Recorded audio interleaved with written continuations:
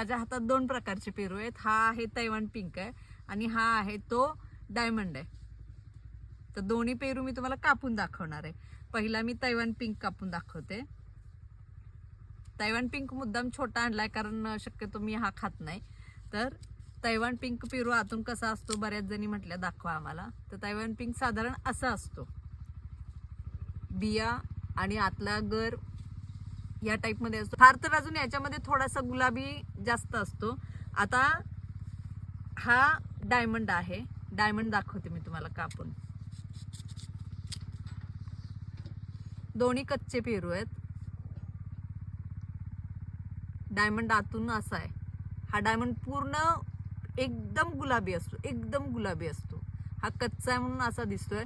याच्यामध्ये बिया नाही आहेत आणि तैवानमध्ये बिया आहेत. तर हा दोन्ही मधला फरक असतो. चवीला डायमंड खूप अप्रतिम छान असतो. तैवान पिंक पण आमचा छानच आहे, त्यात काही विषयच नाहीये. बरेच जण म्हणतात तैवानला टेस्ट नसते. नाही, पण आमच्या तैवान पिंकला टेस्ट आहे. आणि हा रेड डायमंड आहे, तर ह्याला पण टेस्ट खूप छान आहे. हा दोन्हीतला फरक.